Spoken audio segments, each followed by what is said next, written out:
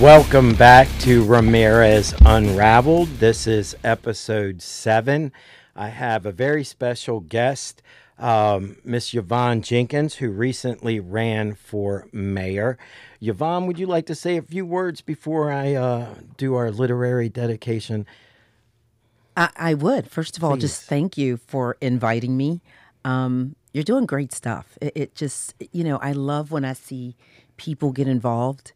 And then in the subjects that you're covering really they should not only pique my interest, but if you're alive and breathing, their interest that everybody should be going, wait a minute, that's something that we should be, if not exploring, but just investigating or just want to hear, yeah. I want to say to you, Yvonne, I admire you very much, and I look at you as a true advocate. Thank you. For downtown Martinsburg. Right. And I mean this with the greatest compliment. Thank you. You are fearless and you have balls of steel.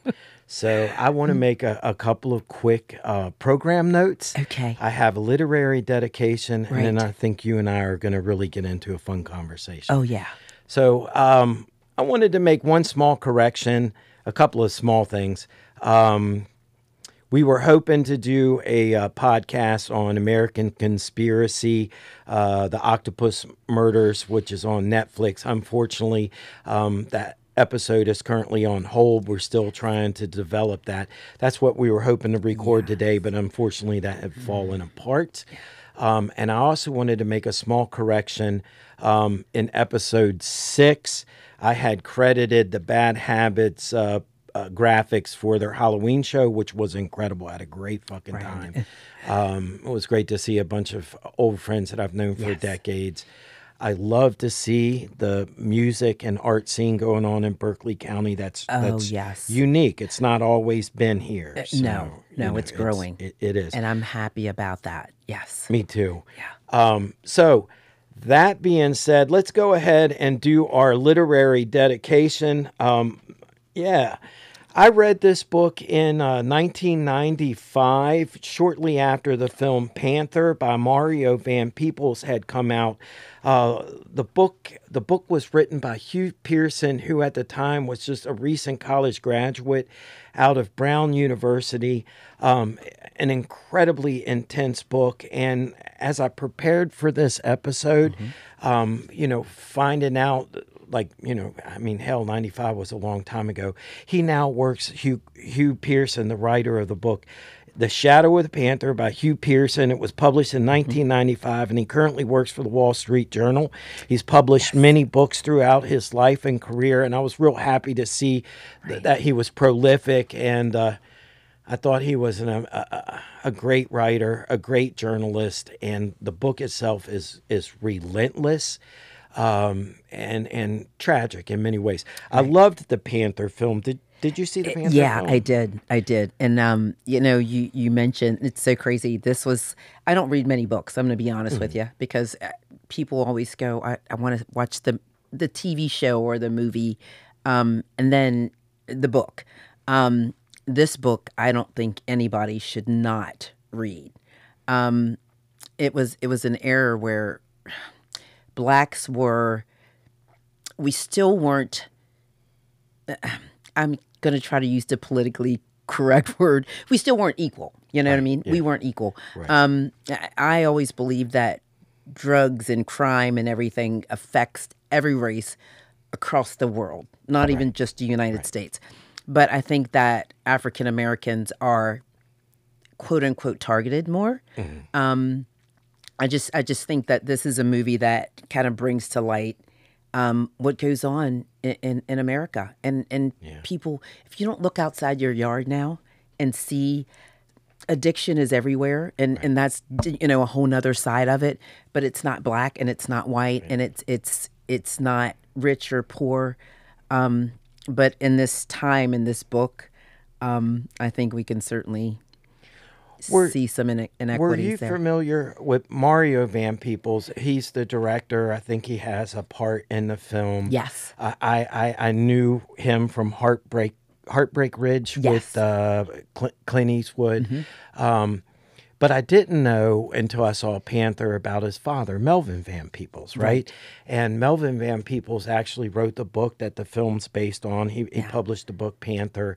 And for those unaware, he is part of what was called, in cinema is called black exploitation. Yes. You know. Yes. And I remember around 95, about the time that this film was coming out, I got to see a film print of Sweetback's Badass Song by Melvin Van Peebles. Yes. I thought it was I've seen many avant-garde films in my life. It fit right in with them. You know what I'm saying?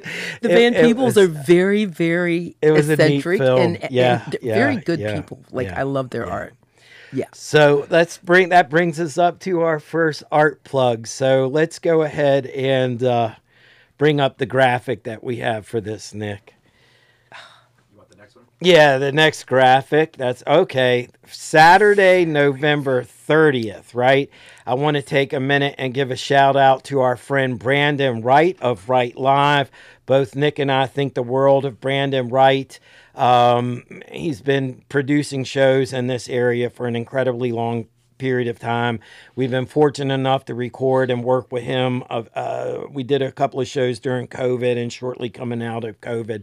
But he has a really cool show going on at the end of November with our friends Heroes Unsung. And I wanted to mention, I said in episode 6 about the graphic that I attributed to Jared Sher. It was actually a friend of mine named Jimmy Flame, right? He professional wrestler, great musician. Oh. But he did the graphics, and it was a killer graphic. Yeah. I love Heroes Unsung. They're a lot of fun, and there's 4 incredible bands, and they're going to be playing at Tilty McFlippers, which is on 809 East Moeller Avenue in Martinsburg, West Virginia, right in the heart of downtown West Virginia. Yes. And if you haven't been there, it's really neat. Like, they have video games, arcade games, and stuff along that line. So that brings us to one of the business partners in Tilty McFlippers is none other than your friend H.D. Boyd. Oh, so yes. I do know that you've gotten into a little bit of a scrap with him. A lot of bit of a scrap. Yeah. Is your Facebook page public? It is public. Public, yeah. Okay. Yeah. So if anyone's curious to know what we're talking about, feel free to go on Yvonne's page and check that out. Oh, yeah. And look, I want to put this forward too to H.D. Boyd and to you. I'll put you both on the couch and we can have a civil discussion anytime you want. I would go for it. I don't know if he wants some things to come to light. But, I'm just saying, you know. Yeah. No, things happen. I like what you do, and I think it's important. Yes. Yeah. So that brings us to you, Yvonne. Yes. First, let's talk about, we're going to do this backwards. Okay. I want you to tell me about your history. Did you grow up here in Martinsburg? I Tell me did. about what you do professionally, and let's move on to what motivated you to run for mayor. You know what? I was born and raised here. You know, parents, amazing. My dad was in the military. Then he went on to work for, Corning Incorporated, closed down and whatnot. My mother had a background in nursing. Mm-hmm. And, it seems like so long ago, but it really wasn't. I remember my grandmother, of course, Black woman, she cleaned houses because that's all she could do for a living, Like, I think my mother kind of broke the mold when she went to nursing school. Right. There were very few women of color in nursing school. And I just always remember my grandmother saying, don't ever let the color of your skin stop you from doing or being what you want to be. She was like, and it wasn't even the fact that she cleaned houses for white people or whatnot. She would just say, don't ever let that stop you. And so it was kind of crazy. I just, went to pick up my nieces and nephews one afternoon, and it's never just them. It's always like 10 of their friends. And I realized, there was really nothing that they could afford or nothing that they could do. And their parents worked. So it wasn't like they were just complacent people. And then I thought, we've got to do better. Like, these are teenagers. There's nothing for them to do. Yeah. Let me ask, because I agree with you 100% on that. I lived in downtown Martinsburg for well over a decade. I only recently moved outside of the city limits. Always frustrated with municipal leadership and lack of vision. Yes. I was sharing this earlier. I look at the new city hall, municipal building, the police department. Yes. I look at that as a complete and total waste, right? Oh. They could have used that money. You had that money one time, Yes. and you could have built a beautiful state-of-the-art community center Yes. with an Olympic-sized swimming pool, gym, and give families a reason to want to live and raise their children in Martinsburg. Yes. Martinsburg, for me, the perception is it's very anti-family. Yes. You know, your few parks are on the outskirts of town, Yes. and they're bleak. Oh. You know, they're bleak. And they're not. I mean, it again, and people always go, you can't compare apples to oranges. We're paying just as much in taxes as like some of these other places. These kids can't get to Poorhouse Farm Park. They can't. Right. You know, War Memorial Park, you've got a couple slides there. They did put in a basketball court, which is great. Swimming pool, whatever. But we have got to do better. When I was younger, I grew up in Jefferson County. There was the boys club, right? Yes. I loved the boys club. A whole bunch of us We were rode all from there. Jefferson County. You had a community gym there. Yes. You had Yes. I'm sorry, I thought I turned my phone off. And boxing and stuff like that. And then for whatever reason, they've gotten rid of all of that. When I moved back to Martinsburg, I went thinking that I could still go and work out, Yes. and that's all gone. Oh, it's all that's gone. all gone. No. That's all gone. And I just, you know, and there are some amazing people, thought leaders and whatnot in this community. And, you know, I give my hats off to, I mean, even the coaches, and I'm not even going to just say it, Martinsburg High School, Hedgesville. Yeah. I'm going to bypass that whole Musselman issue. I'm just going to keep it real. Hedgesville, you know, Spring Mills. I see these coaches out there, and they're with these young men and women. Like, they're putting time in. And what bothers me more is that when they put the time in and they come out into the community, there's nothing else to do. Right. If you can't afford to go to the rec center, if you can't afford to, you know, do some kind of travel sport, there's really nothing else to do. Nothing. I concur with you 100%. I'm going to bring up, and I know I'd sent you a little bit about this, the skate park, right?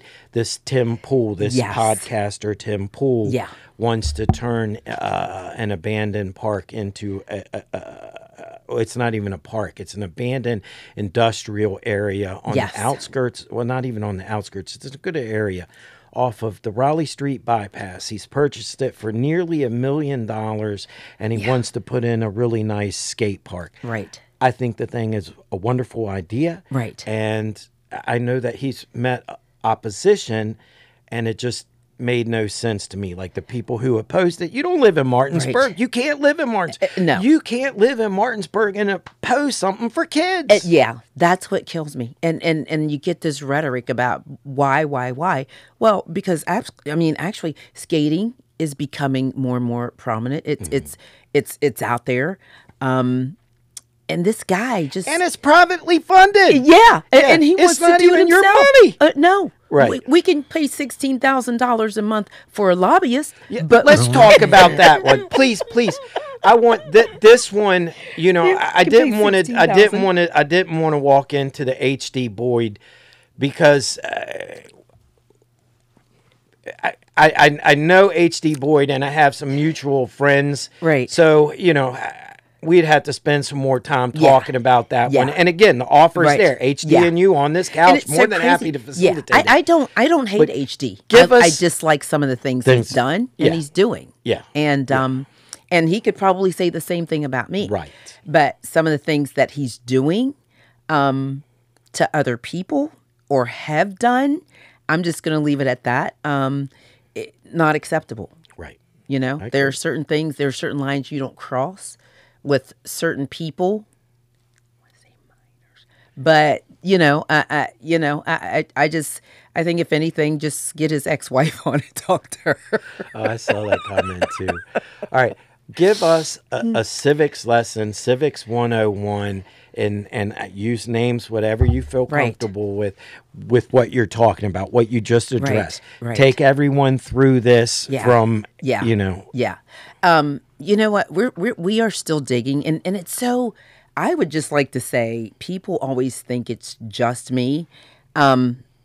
Honestly, I get hundreds of messages from people who work in places or who have jobs that can't speak out loud, because some things I would not have even known. Like there are some things I get sent, and then of course I'll dig and I'll look.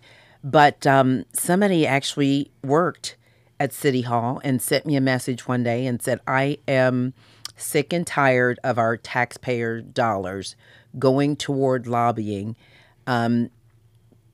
Mentioned, I guess, Jason Barrett as the Senate, his wife. And so at that Jason point, Barrett, he is in the Senate in West Virginia. Yes. Okay. And so I discovered, that we are paying his wife, Summer Barrett, and Access Strategies. She works for Access Strategies, LLC. I'm assuming she's vice president, I think, or whatnot. But we are paying them $16,000 a month plus to lobby for the state of West Virginia. For the state of West Virginia. Well, no, I'm sorry. For Berkeley County. For Berkeley County. My apologies. For Berkeley County. To lobby for them. To lobby $16,000 $16,000 a month. Okay. And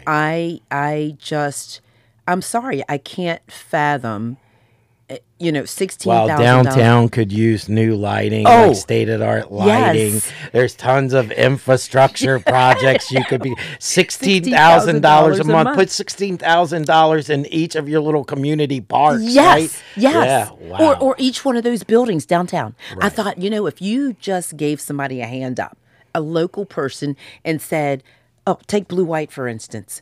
If somebody said, we're going to put $16,000 into reopening the Blue White restaurant, which was a staple in downtown Martinsburg for a very long time.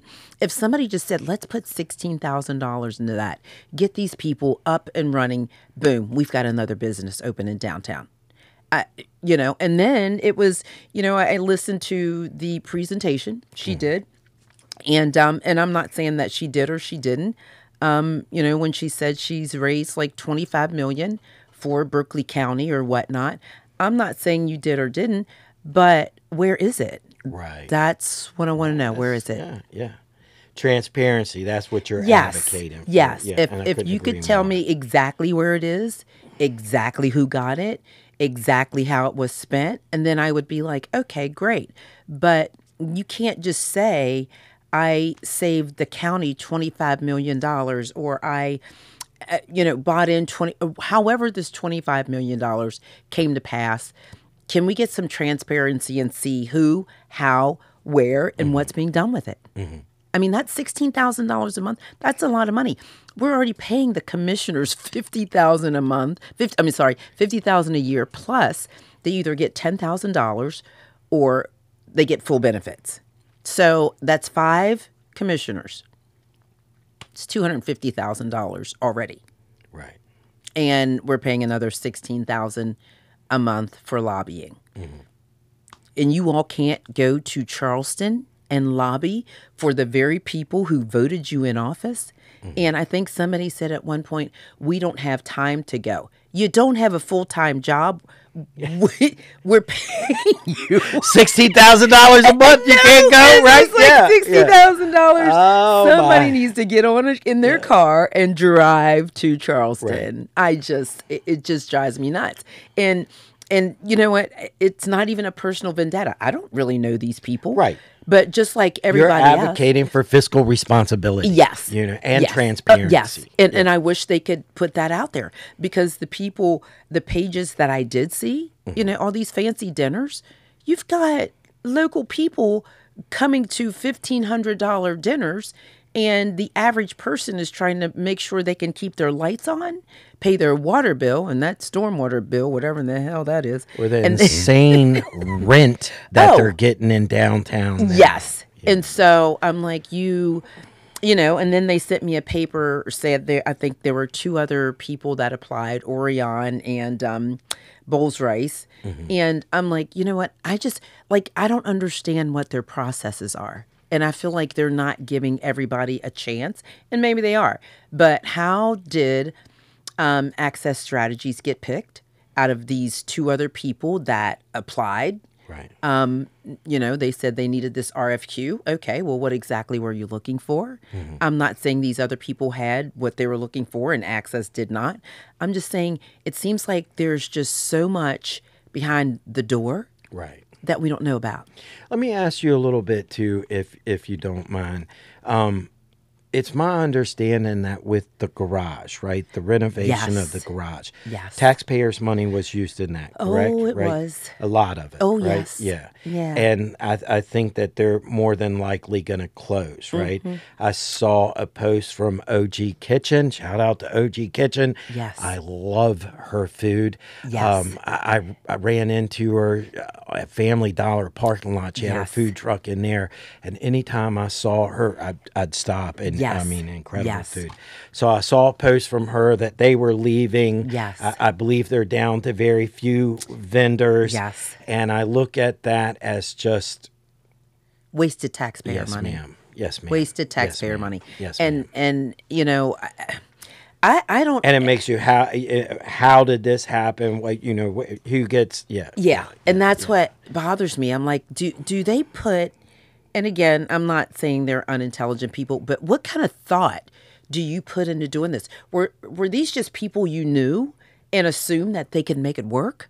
Because obviously it didn't work. And these are taxpayer dollars.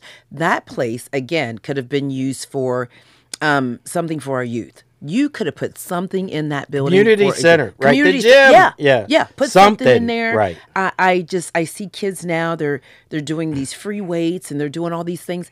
That could have been like a free weight center. Look at the traffic that a place like One Life Fitness generates. Extreme Fitness. Yes. And what is the muscle fit what's it called? Planet Fitness. Yes. Planet Fitness. Yeah. So if you have this community, right, and Martinsburg is considered one of the most unhealthy cities in America. Oh, it is. So at least by the government, you're saying we promote healthy families. Yes. That's what we want. Yes. You know, it gives kids a place to escape the addictions that There's no real outlet. Like and you know, again, I see football season right now. And then I always think, okay, after football season, unless these kids are also basketball players or whatnot, what are they going to do? Right.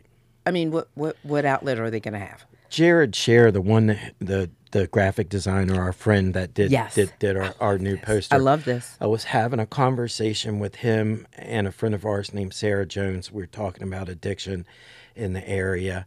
And Jared had brought up, they did a documentary on the Martinsburg football team. Yes. And how a lot of the kids talked about the team as this escape from their family lives where they're dealing with chronic addiction. Oh, and it's you know, my brother, he's a coach, assistant coach. He helps with the Martinsburg Bulldogs. And, you know, I have to commend, you know, all those coaches, you know, Dave Walker, Britt Sherman, Kevin Jenkins, you know, Steve Roach. There's probably some that I'm going to, but they deal with off the field issues.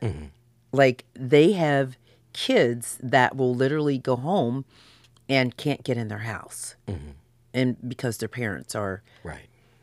Yeah, right. And so it's like if you haven't seen that. Everybody needs to chime into that. I mean, it was raw and it was unfiltered, and it was about the Martinsburg football team and what happens when or if your parents or a child is addicted to drugs. It's raw, it's unfiltered, and again, It's real life. I mean, and it's out here on the street. I have never in my life, and maybe you either, where are all of the, I'm not going to say this, but where are all the homeless and addicted people coming from in the city? It seems like they've multiplied in numbers within the last 6 months to a year. Yeah. Yeah.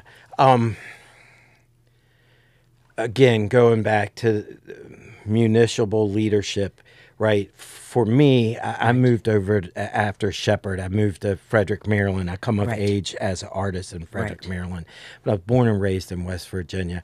But I look at Frederick, Maryland as the model that most municipalities should strive to be. I love that area. Friendly towards your community, you know, towards your constituency. All of it is about making people want to live in downtown Martinsburg. Yes. But you know, on a municipal level, they try to address addiction, homelessness.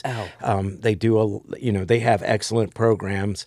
I don't really see any of that, you know, in Martinsburg. I don't. It's sad to see how many of the homeless people are visible on the streets. I think that really hurts. In numbers. Yeah, I think that really hurts. And if you, you know, I sell real estate on the side, and I'll never forget this couple came from out of town.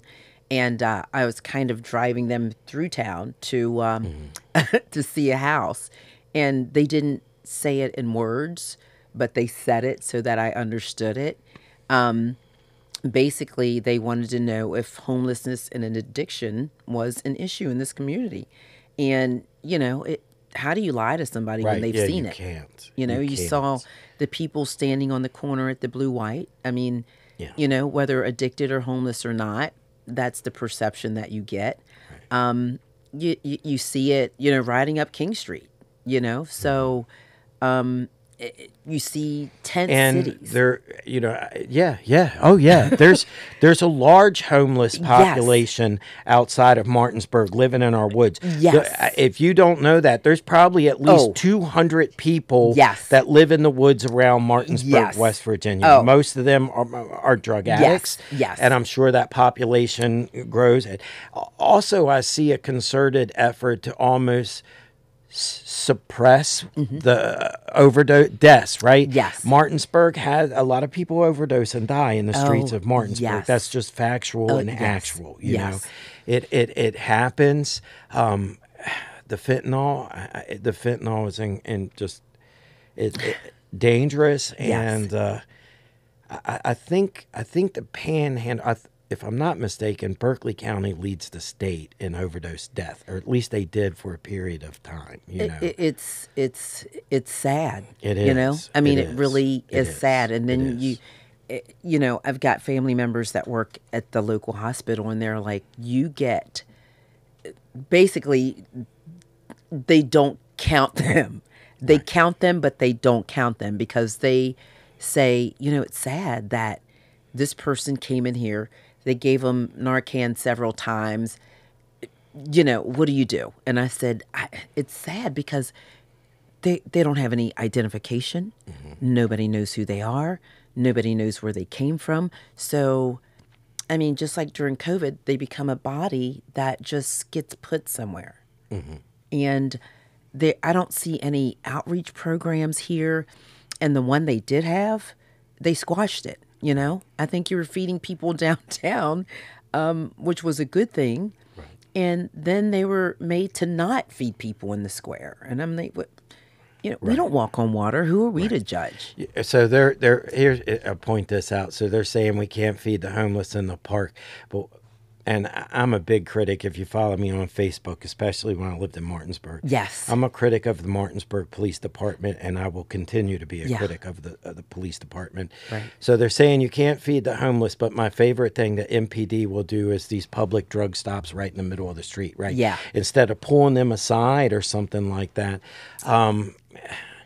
All of my interactions with MPD have been fairly negative and traumatizing, concerning. I worried about my safety. Yeah. So let's bring up the whole Wayne Jones thing, right? Oh, boy. I lived at 117 Queen Street. I lived right in front of, close to the building where all of this took place, right? A month after they published my letter to the editor, right? I pulled myself together. Yes. When I was a younger man, I used to be real Yes. proud when my letter to yes. the editors would get published. I saw so that. yeah, my letter to the editor, and I still stand behind that. I stood in the street with a small group protesting. What I saw was Yes. staggering incompetence, Yes. right? The fact that you had so many police officers firing their weapons down Queen Street, literally into the intersection with King and Queen. I can't imagine.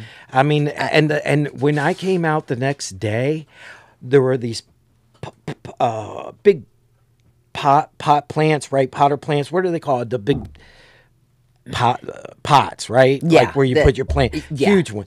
Full of bullet holes, right? I mean, just random bullet holes. There, Yes. you could see the markings on the wall. And at the time, that was something like the 4th or the 5th shooting Yeah. in less than like 2 years. So in my humble mind, you shouldn't be shooting your constituents, right? right. You shouldn't be Right. shooting the people you serve. Yeah. It is an honor and a privilege to serve and protect. Yeah. I'm not saying that a police officer shouldn't use lethal force unless it's absolutely necessary. Right. But a man running away from you and you shoot him in the back. And how many times did they say he was shot? He was shot 29 times. That's what, yeah. 29 and I thought, times. at what point, and me and millions of other people, because it did make it across the country, were like, at what point did they not go for the knee? Or at Right. what point, if you're that far away, now if you're coming closer to me, I believe everybody has a right to defend themselves. But if you're that far away from me, Right. And you're fleeing. you're fleeing, me. why not go for the knee or nothing at all? Like eventually go, I'm going to get you, but do you need to open fire Right. on someone and shoot them 29 times? Yeah. I just, Now, fortunately, nothing like that has happened since. no. And I do know that not too long ago, they had a girl die in police custody.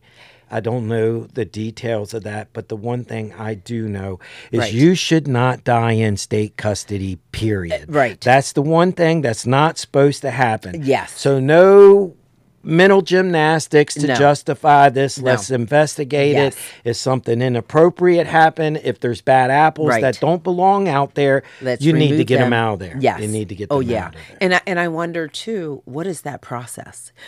Do we have, just like we have, with everything else in the country, in the county, city, or whatnot, do we have friends of friends investigating things? Do we have friends of friends appointing people? Right. So, sometimes I go, let's get somebody from the outside Right. to come in. Right. Let's not get even Berkeley County or Jefferson County or Morgan County. Let's go even to Maryland. Let's go, let's just go to Frederick, Maryland.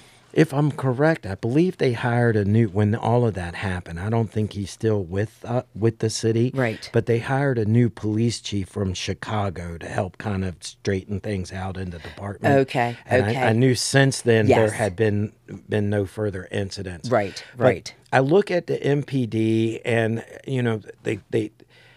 they're heavily armed. They look like a RoboCop. They drive around in these expensive cars. Right. And I'm thinking, isn't that what the sheriff's office also? I mean, the sheriff's office has their own tank, Yeah. right? If I need SWAT, can we just have the sheriff's office Yeah. and have Yeah. your city police policing your municipal, right?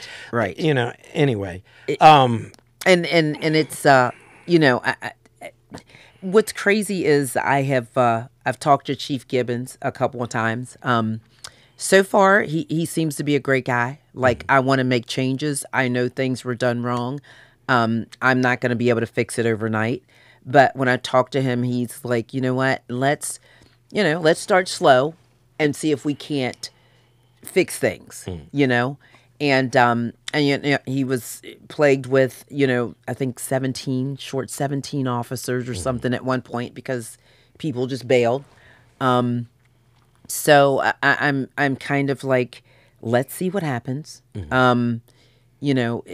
he sounds like basically he went in there and said, I don't know what happened before I became chief, but let me tell you what's not going to happen now that I am chief.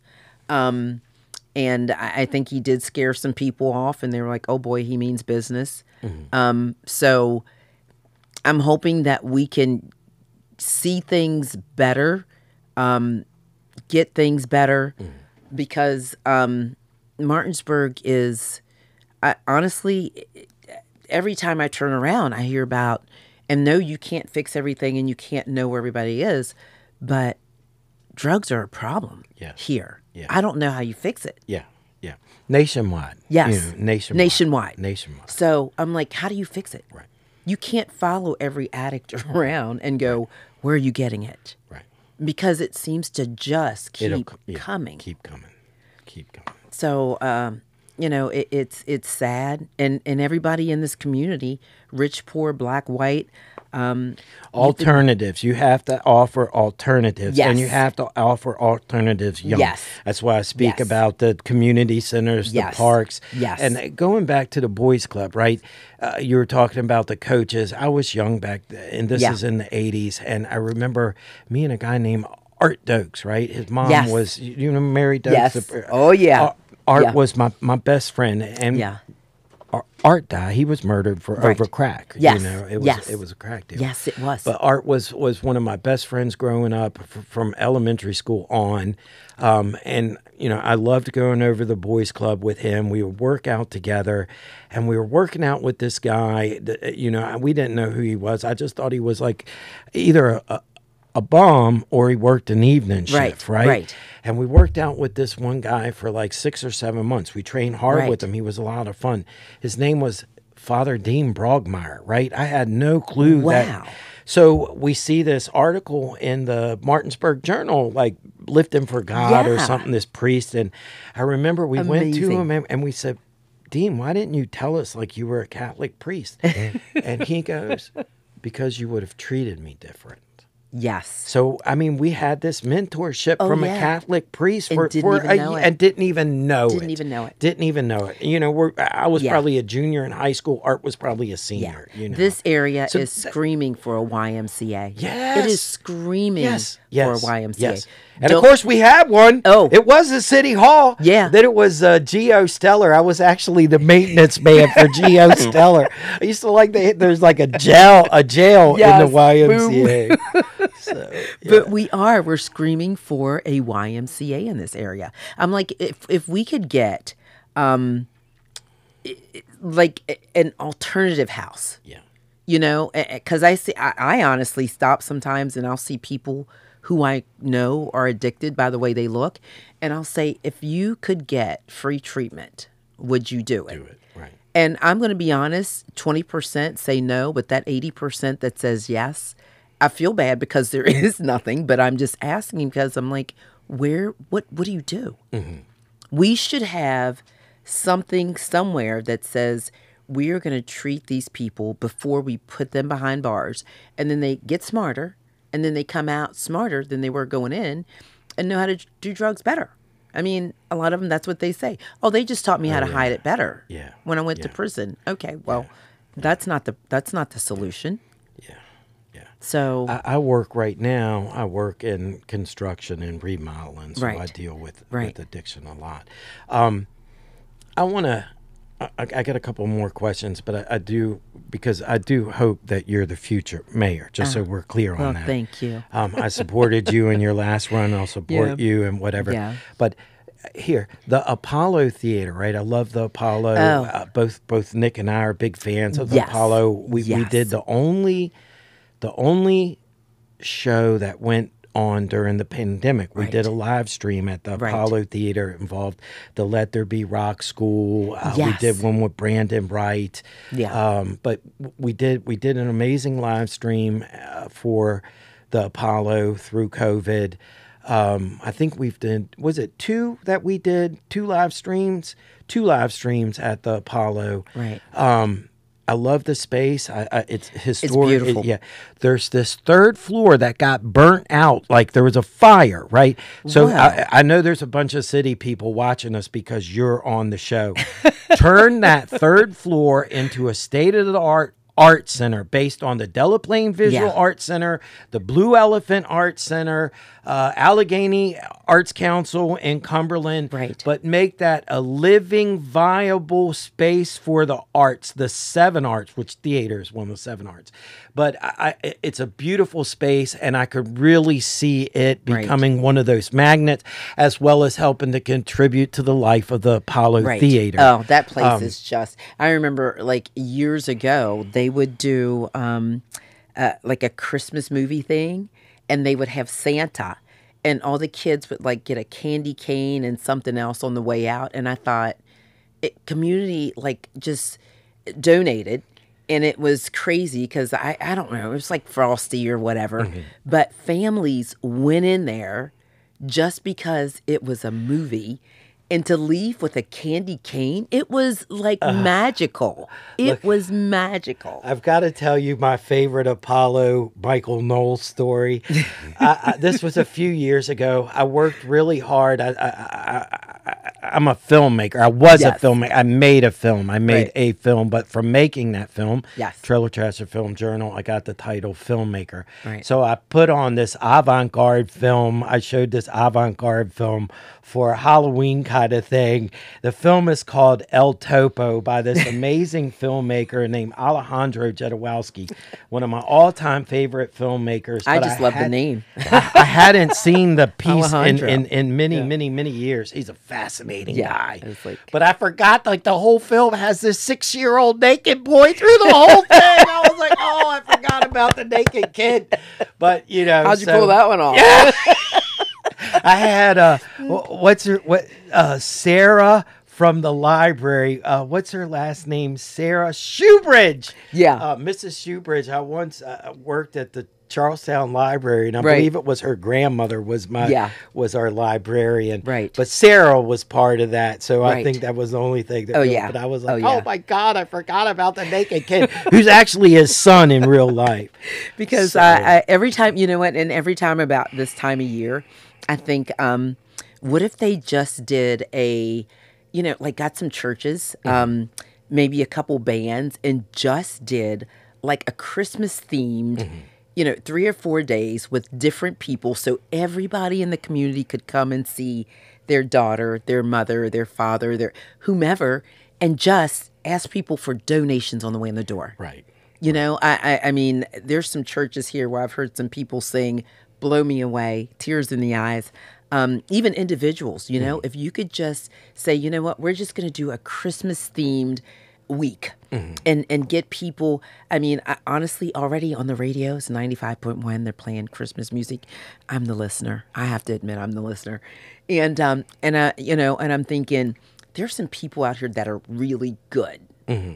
And, you get 10 acts in a 2-hour time span. They get to show their talent.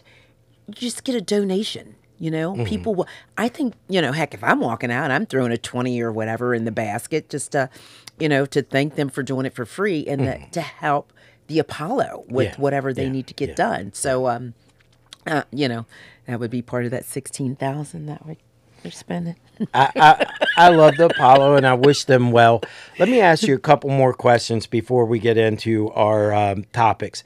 One, tell me what it was like running for mayor when you made the decision. What's it like to go through that? Right. Who else you were running against? Right. And do you plan on running again? You know what? It's so funny. It was kind of like a family decision.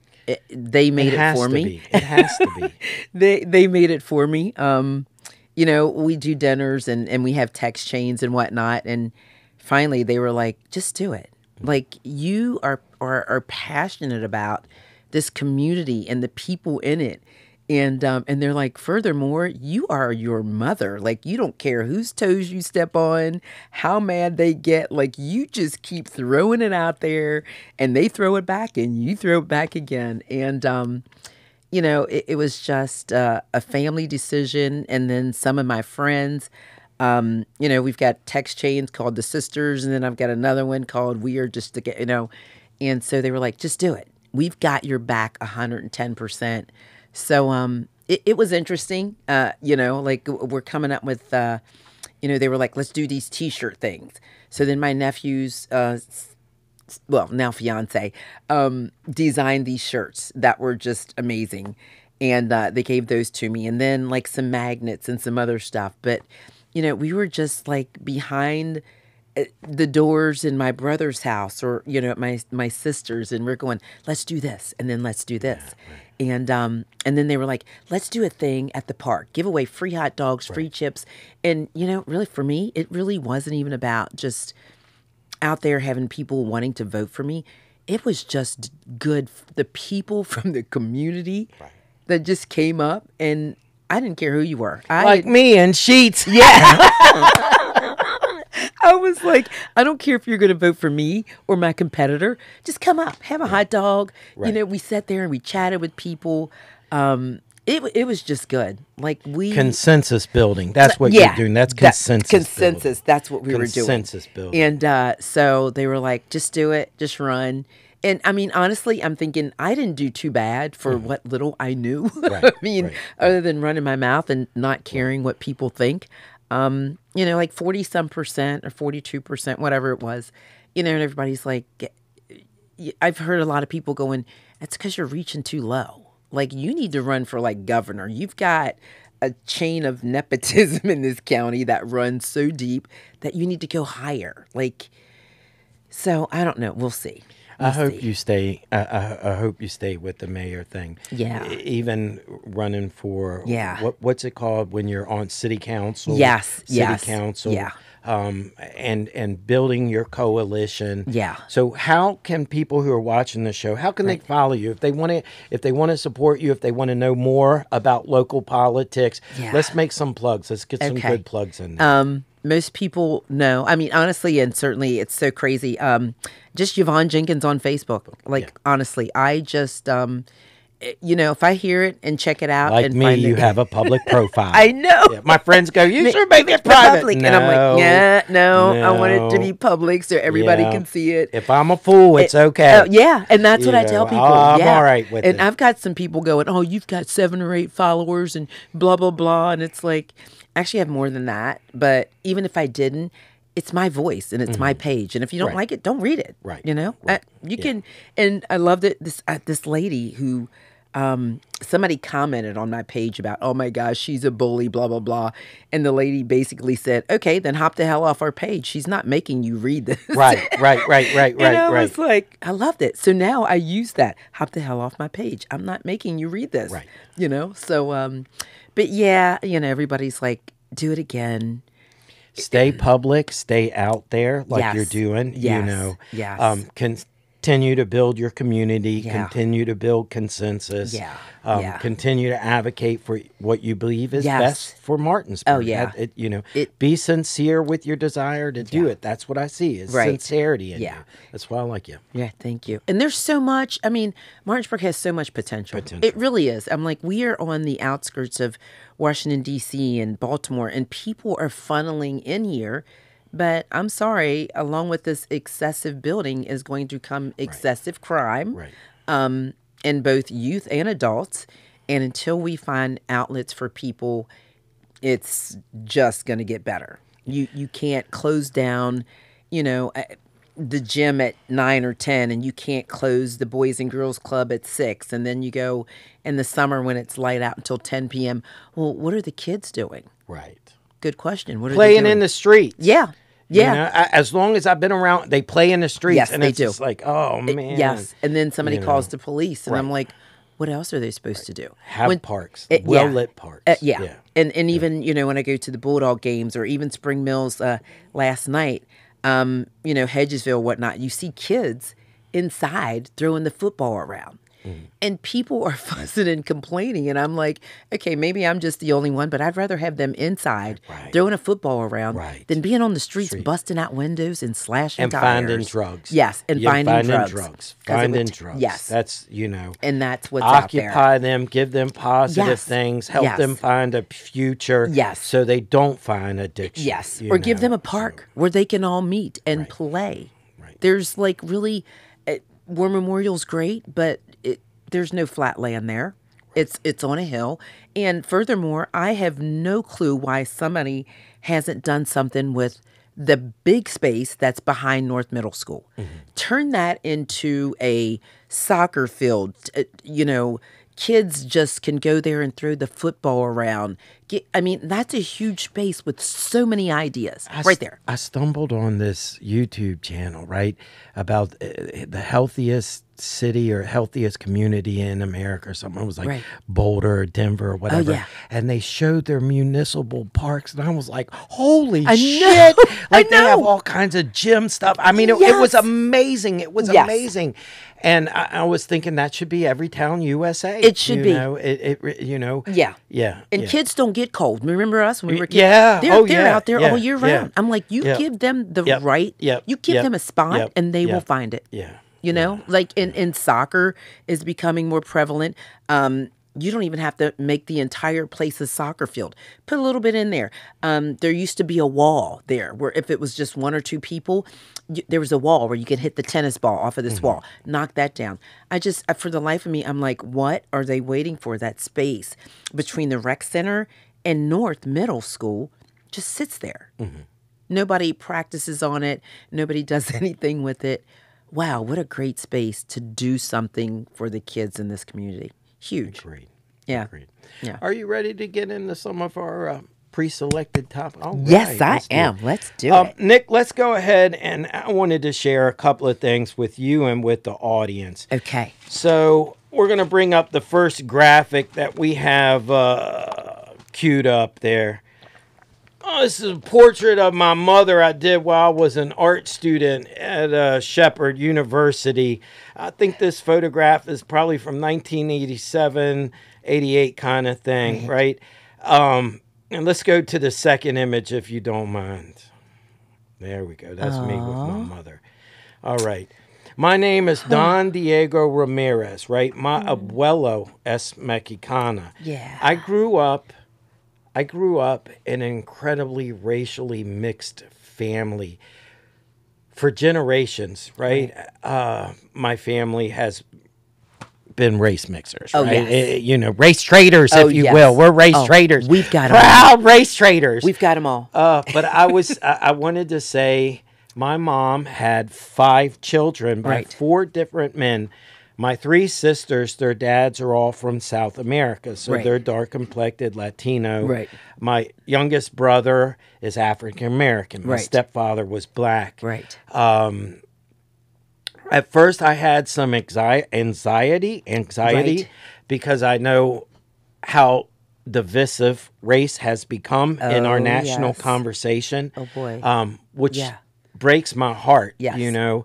At the end of this, I want to share, and I hope we both can do this. Right. I want to share with you probably the most traumatic racial experience I ever had in my life, and I'd like for you to do the same. Oh, but we're going to save that to the end. Okay. Let's go ahead and take a look at this. Oh, I also wanted to mention anyone that wants to know more about my multiracial family, and I grew up in the trailer park in Jefferson County, West Virginia, beside the racetrack. My film is called Trailer Trash, a Film Journal. Came out in 2007. My greatest accomplishment as an artist and as a filmmaker. The film did real well for 2 years. For 2 years. 3 of us work on the film. A guy named David Wonger, whose dad's a local gynecologist, and a musician named Ben Towson, who's gone on to be a very serious pastor now, and considered one of the best banjo and fiddle. And he is into old school traditional mountain music and is considered the leading authority on it.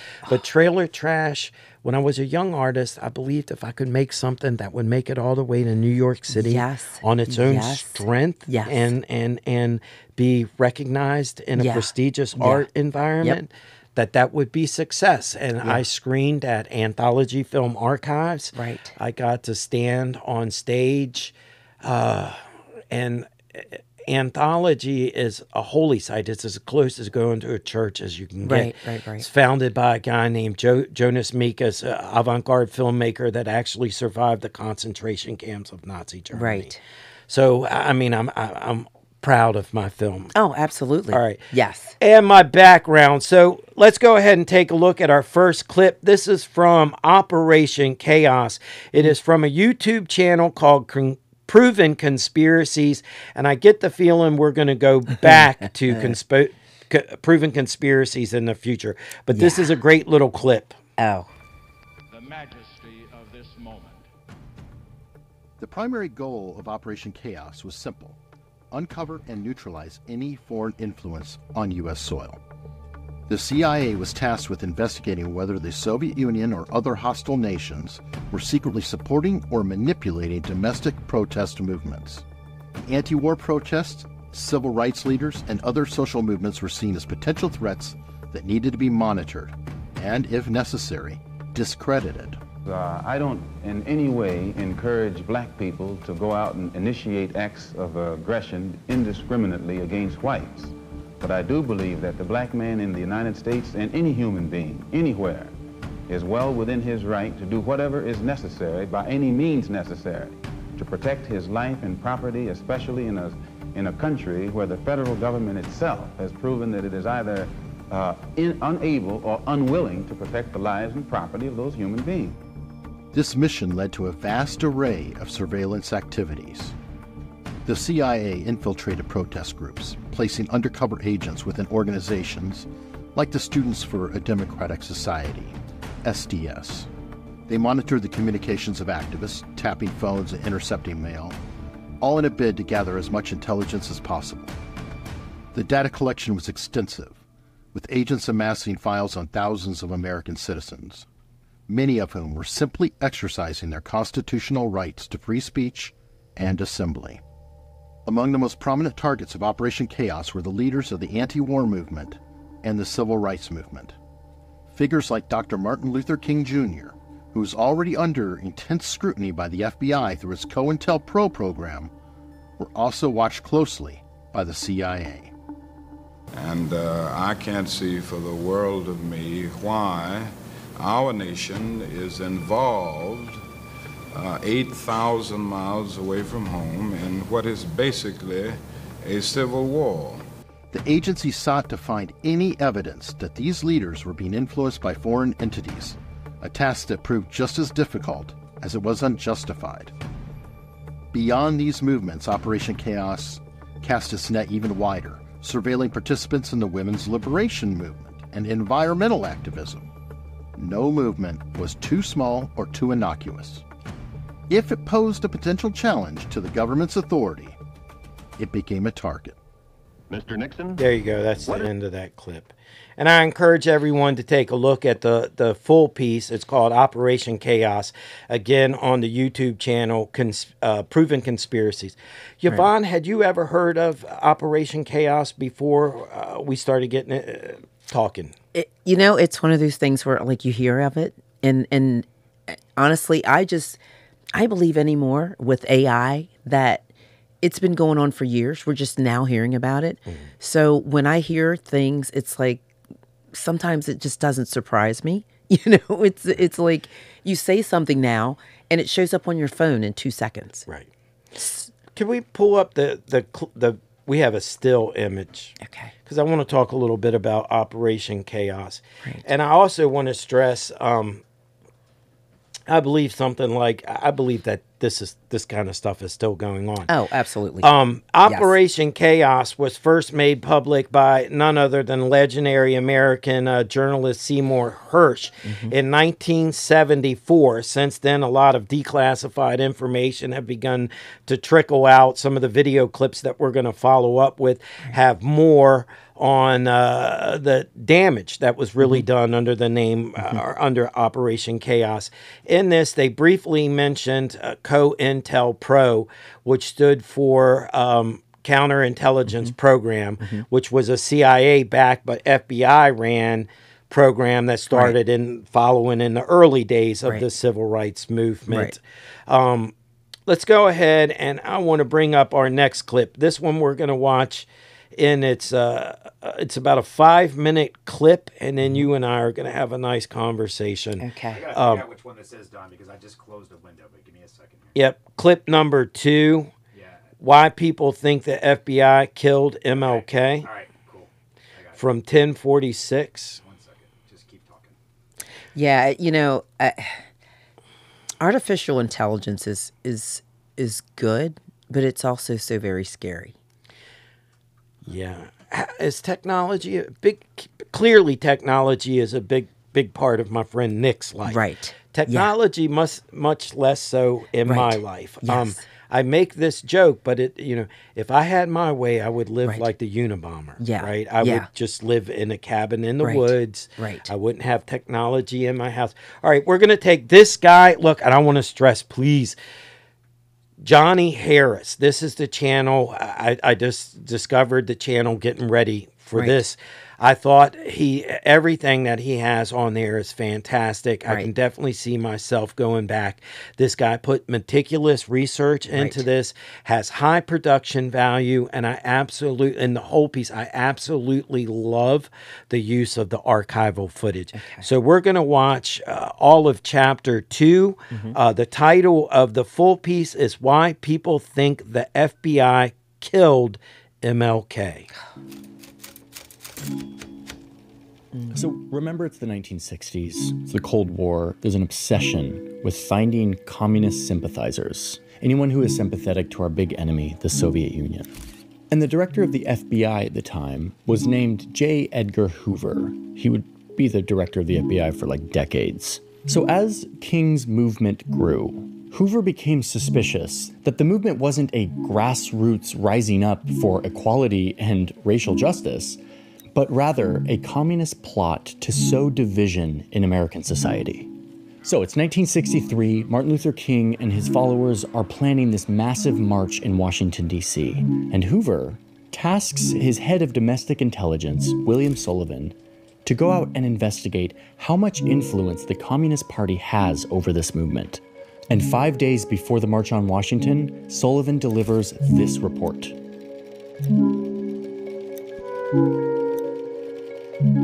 The report concludes that even though the Soviet Union had spent tremendous sums of money and time and issued lots of propaganda to try to infiltrate this movement, that in fact there was, quote, no known substantial implementation of communism within King's movement. The movement was about racial inequality in America, a real pressing issue. Communism had nothing to offer and nothing to do with it, says this report that was delivered to Hoover 5 days before the March on Washington. But you can see right here, Hoover didn't like it. You can see right here at the bottom of the memo, this is Hoover's handwriting in this declassified document. It's kind of an angry moment. Communism's influence on King isn't infinitesimal, as Sullivan's report had concluded. Sullivan says that Hoover was so mad about this that he stopped talking to Sullivan for months. Sullivan had to, quote, change our ways or we would all be out on the streets, give Hoover what he wanted, or risk the consequences. And what Hoover wanted was King to be tied to communism so that he would have an excuse to spy on him. 99% of people, unfortunately, they don't go to their boss and say, you are a horrible affront to human decency. I will quit this job rather than carry out your directive. They go and they do their job. They say, oh yeah, you were right, boss. And soon, the FBI would give him exactly what he wanted. They called it the March on Washington for Jobs and Freedom. In the lead, Martin Luther King. Today, many of these people people are receiving millions of dollars in federal subsidies not to farm, and they are the very people telling the black man that he ought to lift himself by his own bootstraps. Determination that the American society shall have no rest until it is a society of free men, whatever their color. Where they will not be judged by the color of their skin, but by the content of their character. 2 days after the March on Washington, Sullivan begins his repentance process by delivering this memo from W.C. Sullivan, August 30th, 1963. Sullivan, who again just produced this big report saying that King had nothing to do with communism, has changed his tune just a few days later. Turns out that the Communist Party does wield substantial influence over black people in America, and that in light of King's powerful demagogic speech, oh, and by the way, the demagogic speech he's talking about is this one. I have a dream. King now stands head and shoulders over all other black leaders in the country, that we must mark him now as the most dangerous black person in the nation from the standpoint of communism, race, and national security. The plan would be, according to Sullivan, to completely discredit him, to, quote, take him off his pedestal. The thing is, they were kind of stuck. They didn't have a great plan for putting down this movement. King had achieved the moral high ground, and so they needed to fight morality with morality. They could undermine him and his moral philosophy, then just maybe they could stop his movement, so that the African American community would be, quote, left without a national leader to steer them in the proper direction. So Hoover and his agents cook up some thin evidence that tie Martin Luther King to communism, and they get approval from the Attorney General to spy on King. But what they don't tell the Attorney General is that they're not actually looking for communism. There is no communism here, and they know that. What they're looking for is whatever they can get to take him off his pedestal. Check this out. Goddamn commercials. That's it for that chapter. What's that? That's it for that chapter. Okay. Yeah, that's it. You can go ahead and close that out. And let's bring up the still. It goes into chapter 3. Right. Which after, when they plot this, they start this sex. Right. It's Right. sex, right? Right. Sex. You've heard those things, Oh, yes. right? Oh, yeah. You know, and it's wild, Yvonne, I'm almost 60 to see these declassified information and all the things that you once suspected are true, Yes. right? Like Oh, that's yeah. a conspiracy theory. Like you're like everything that you believed is true. Yes. In this video, they get into the prejudice and the bigotry Yes. of the FBI from that era. Oh, you know? oh yes. Oh, So- yes. Yeah. And it's almost scary because people just want equality. Had nothing to do with anything else. Right. You know, it's just like with my grandmother. She was like, she didn't hate white people, but her job, because she couldn't get anything else, was to clean houses for white people. Mm-hmm. And she was like, I would just like to be able to go work in a store. I would like to be able to go do anything. Right. But because of the color of my skin, I am lessened to cleaning houses. Mm-hmm. So, and it's a good thing it was my mom's mother, because she told my mother when she said, I wanted to be a nurse. And she said, then do it. And she was like, well, we can't get into the schools. And she was like, then figure out a way. Right. Like you want to do it, you'll figure out a way. And sometimes you look at things and you go, have they gotten better? To an extent, but then there's so much more work to do. Yeah. So much more work to do. I agree. It's just crazy that we use color as a barrier and to so many things. I believe that there's, when we talk about Operation Chaos, when we talk about these kind of things, I believe that there could be programs that are still being used. Very much I feel like race is being weaponized more so now than it's disturbing to me, it's upsetting to me, troubling. Can you bring up, let's take a look at the still image, and This is the last known image of Dr. Martin Luther King before he's assassinated at the Lorraine Motel in 1968. The gentleman to the left of him is Reverend Jesse Jackson. I voted for Reverend Jesse Jackson in 1984, the first vote I ever cast. I didn't really know who he was when I voted for him then, right? But I loved him. I loved everything that he said. I've remained a fan of his and supporter through his whole life. As I've said on some of the earlier episodes, I understand that my heroes are flawed, right? And it's funny, but they come at same thing with Dr. Martin Luther King as the same thing with Jackson. It's sex. It's always sex with him. It's always sex. But I remember hearing some of these stories about Dr. Martin Luther King and the sex stuff, and I'm like, what human being has that kind of stamina? They portrayed him to be like he was some kind of so you're supposed superhero in the bedroom. Right, and I went, right. Like, if he can do that, Viagra should have been invented like long time ago. Did he have his own home serum, or what was he using? So I'm supposed to believe not only is he touring our country, probably getting 3-4 hours of sleep most of the time. But he's doing the P. Diddy thing on the side. I'm just having freak off parties 60 years ago. And I'm going, this man is probably sleeping.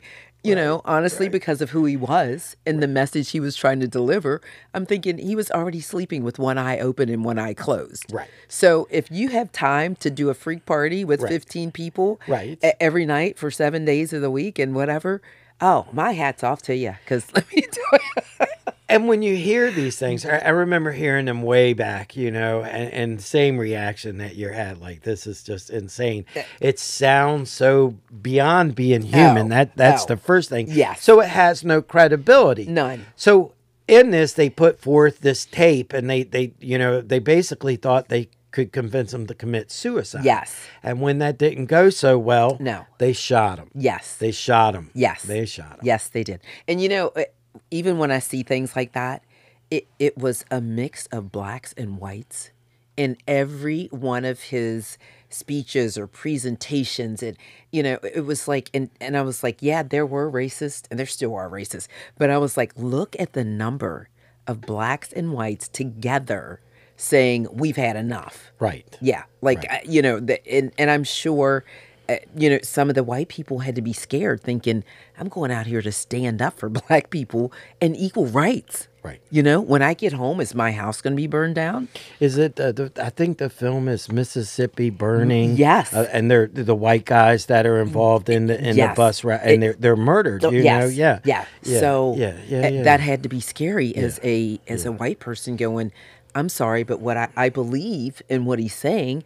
So I'm going to go out here and I'm going to, stand with these people and say it's wrong. People deserve equal rights. So, I just, you look behind us or look back years, and it's like, because I didn't see it, my grandmother would say, yeah, we really did have to go through the back door, or we really couldn't sit inside the place, or we had to get our food on the side of the place and they'd bring it out to you.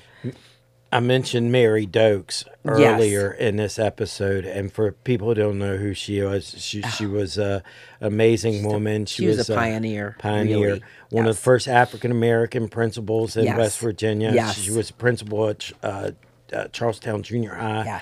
And I remember her telling stories of what it was like growing up in segregation. Her and my mother, the picture I showed you of my mother, they were best friends. They were best friends. I was best friends with her son. But she would tell us, like, there was a Newberry's in downtown Charlestown, and there were only a couple of days and times that they could go. And the park pool was the same way. They could only go on certain days and times to the park pool. I remember when... and then we're talking... That's in my lifetime. That's in my lifetime. 68. I'm born in 66. The Civil Rights... I think the Civil Rights Act is 68, 69 kind of thing. He's assassinated in 68, but And that's another reason why I fought so hard for Lambert Park. There was a time when blacks could not go to War Memorial Park. We weren't allowed. Yeah. So, you know, when the NAACP said they're going to close down a park, and at one point that was the only park we could go to. So, you know, that just made me want to fight harder because I thought... That's one of the reasons you're so passionate for that. Yeah. And I thought, are you kidding me? Okay. Years we couldn't go to War Memorial Park. If you were black, you weren't allowed. Right. And now you're going to close down, you know, a park on the north end of town where blacks and whites are coming together. There's, you know, and you're just going to close it down. And then they were doing that. We are going to fix it. Everything was gonna. Right. And I loved it when all of a sudden Mayor Knowles is like, we're, you know, doing the dive into the pool, and we got the pool. Yeah, done. made it real public. Yeah, right. and I went, you know what? I remember telling you got him rattled. Oh my gosh! If you because only he knew, never mentioned that fucking pool before ever. No, ever until ever. you did. Yeah, until and then you did. it was like all of a sudden people were like, "What do you mean they're going to close the pool?" And I said, "They're not going to fix it." You know, and it was like after he took that dive in the pool, oh my gosh, my poor messenger was blowing up. Well, let's just say they weren't nice words, but you know, they never mentioned it until I said, "No, we're not closing this pool. Are you kidding me?" And then all of a sudden it became I'm going to get this pool fixed, and we're going to make sure it's done, and we're going to, you know, but you know, I think it's still the same thing. You know, when you look around Martinsburg, you don't see many black people in positions where they get hired. I mean, really, I even think like the Board of Education, maybe there are a few blacks there, maybe not. Look at our Berkeley County Commission, Planning Commission, Martinsburg. Yeah, like I believe there's one African American officer on there. We don't have much representation in this county. And that's another reason why I get angry and I voice my opinion, and I do it firmly because we don't have a voice. Like, you can't represent a small population and everybody else, you know, and I tell people too, I've got more white people in my family than I have black, you know, and they will be the first ones to say it's hard because the kids don't see representation. Also, I think it's important when we talk about figures like Martin Luther King, right? For me, he is an American hero, right? It's an American. Yes. It's about citizenship. Yes. It's about all of us, equity, all of the things that, you know, also poor. I grew up poor. I grew up very poor.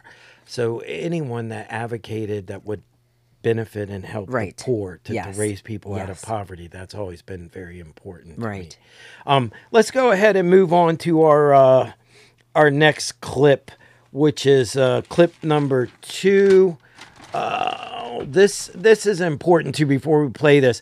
In the last episode that we were looking at from the MLK, they talk about Sullivan, William Sullivan. Remember that name, William Sullivan. Okay. All right, let's watch. This is Democracy Now! We're going to go 4:20 into this. This is Democracy Now!, democracynow.org, The Quarantine Report. I'm Amy Goodman with Juan Gonzalez. As Black History Month begins today, we look back at the assassination of Black Panther leader Fred Hampton in Chicago 51 years ago, and how new documents reveal more details about the FBI's role in the murder of the 21-year-old revolutionary. Fred Hampton was killed December 4th, 1969, when Chicago police raided his apartment and shot and killed him in his own bed. Black Panther leader Mark Clark was also killed by police in that raid. Authorities initially claimed the Panthers had opened fire on the police who were there to serve a search warrant for weapons. Evidence later emerged that told a very different story. The FBI, the Cook County State's Attorney's Office, and Chicago police had conspired to assassinate Fred Hampton.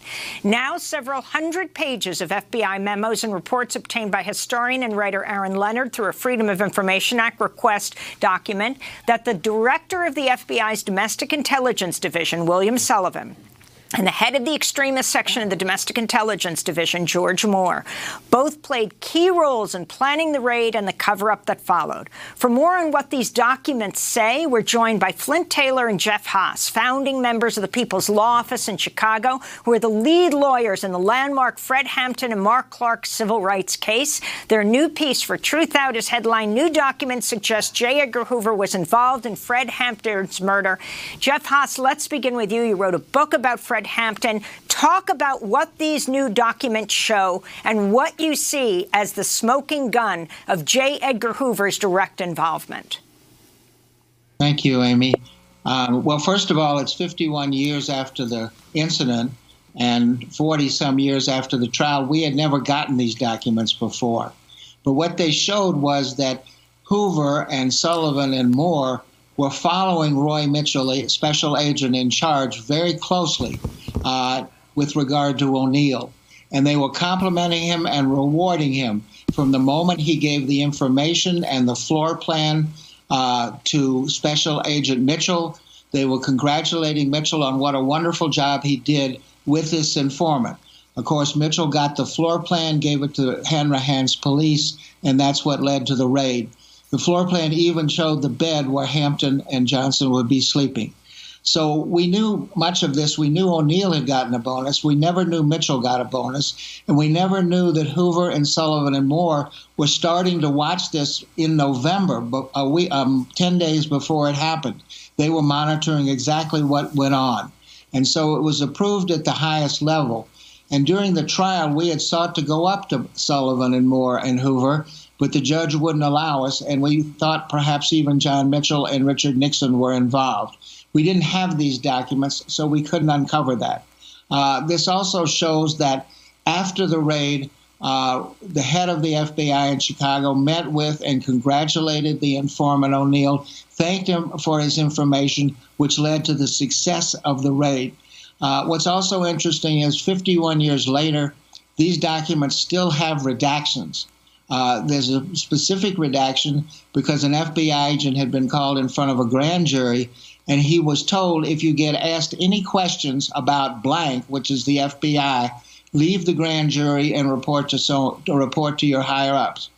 A year after the raid, the FBI role and COINTELPRO had never been disclosed. It was only about Hanrahan and the police.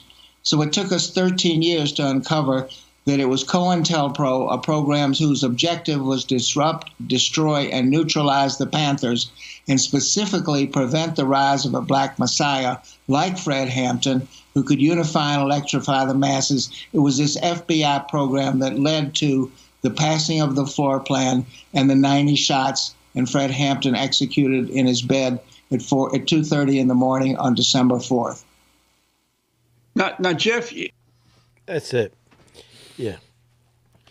So let me ask you, Yvonne, how familiar are the Panthers? What were when I say the Black Panthers, what comes to mind? Everybody, initially people were like, they were violent. They were all about drugs. They were, spreading hate. And then you read more about them, and I'm not saying some of those things may not have been true, but they wanted equality as well. They were living in places where they couldn't get jobs. They couldn't feed their families. They were being discriminated against. And so... And brutalized. And brutalized, shot on a daily basis. And so they were like, what can we do to fix this? So if we look like a gang, hell yeah. If that's the only way we're going to live, we're going to do what we need to do. And then still...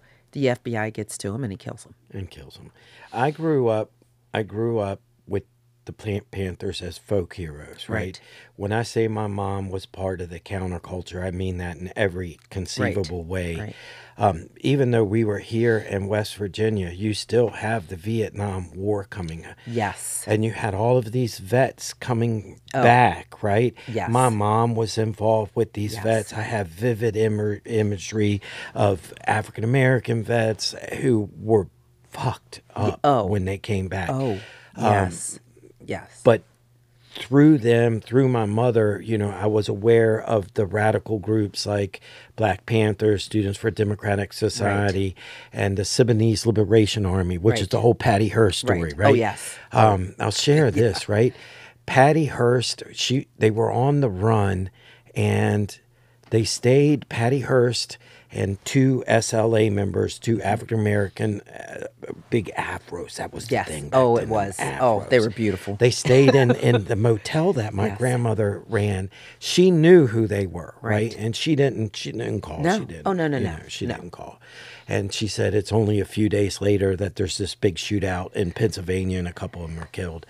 But so revisiting these subjects after all of this time, it's nice because with the Panthers, again, like I referred to the book and the movie, so all my life they've been part of, you know, my mythology, right? Yes. Like, and so let's take a look at the stills real quick. This is, I'll take a look at the Huey P. Newton. This is Huey P. Newton on the right. And Bobby Seale on the left, 2 of the key members, the founding members of the Black Panthers. In the book that I used for the literary dedication, they talked about an evil incident that goes down between Huey and Bobby Seale, and it's brutal. It's brutal. And Bobby flees and goes into hiding and ends up in Africa after this. And Huey gets addicted to crack. He ends up being shot and killed in the 80s. I forget exactly where in California. It might even be Oakland. But yeah, tragic end to a brilliant life. Can we take a look at the next still too?